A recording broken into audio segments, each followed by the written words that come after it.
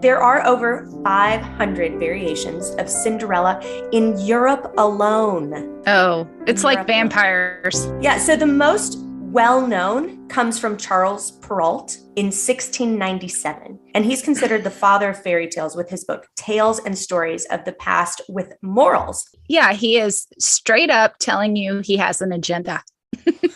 Yeah, and that is traditionally how people learned morals and values through stories. So today it's better known as the Tales of Mother Goose. Why we changed the name, I'm not sure, because I like the idea of tales and stories of the past with morals. Yeah, Mother Goose is one of the stories, I think, and somehow I was looking at that. But then I saw a guy dressed up as Mother Goose in the 1800s, and I was like, this is a rabbit hole I don't want to go down.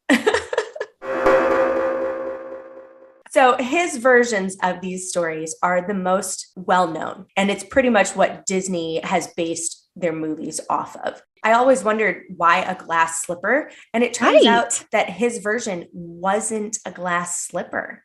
Well, what was it? It was a mistake in translation. The original use of the word was fur. It was a fur slipper, but it was mistakenly translated to glass. Hey, parent friends. Monica and I want to take a break and ask you a few questions. Do you struggle to get your children to listen? Uh-huh. Do you desire your home to be a place of peace, not stress? Yes. Do you feel like everyone else has it figured out but you? Who doesn't feel this way? I don't know, because I definitely feel this way at least once a week. But Monica, we're not here to talk about another episode. We're here to tell our friends about a great resource, Kristen Schmoke, Parent Coach. She does live online coaching for overwhelmed parents who are looking to create harmony in the home. I've read her reviews and she's incredible. Monica, you've used her before, right?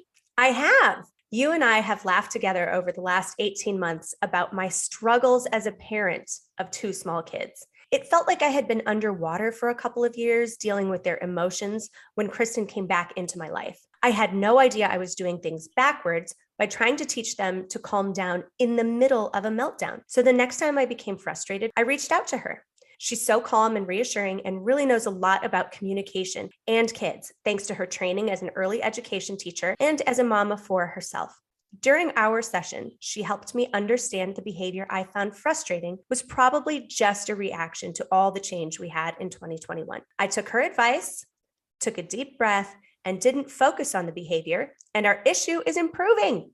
That's incredible. I love it. I don't know if you know this, but I've reached out to Kristen before as well when I've needed help with Lillian's middle school drama, and she's been amazing. Friends, if you'd like to check out what Kristen has to offer and learn more about her coaching and how it can improve your family life, please go to KristenSchmokeCoaching.com. That's KristenSchmoke coaching.com. You can also find the link in this episode's notes. Check out her reviews and book a free coaching call and start becoming the parent you've always wanted to be. Now back to the show. Oh, well, that makes a lot of sense because how would you walk around in a glass slipper and not break it? Trust me, but it's a fairy tale, so it's magical, right? Is how I would. And it makes for really great cinema when it comes to the evil stepmother smashing it with her walking stick. Sorry, I love that scene.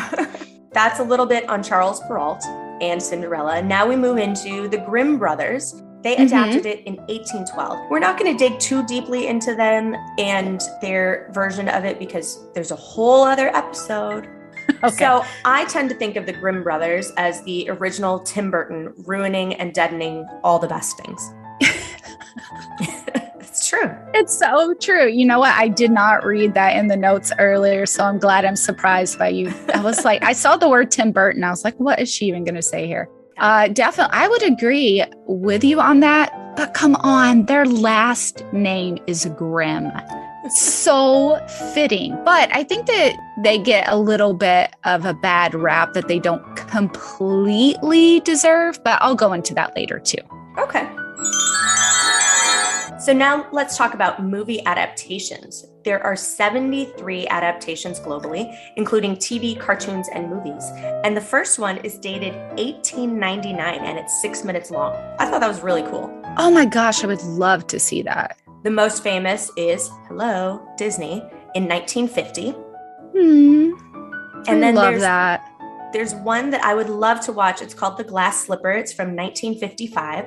It's 93 minutes long, and it's a tomboyish, outcast Cinderella and the Duke's charming son, Charles, fall in love in this comedic rendition of the classic fairy tale.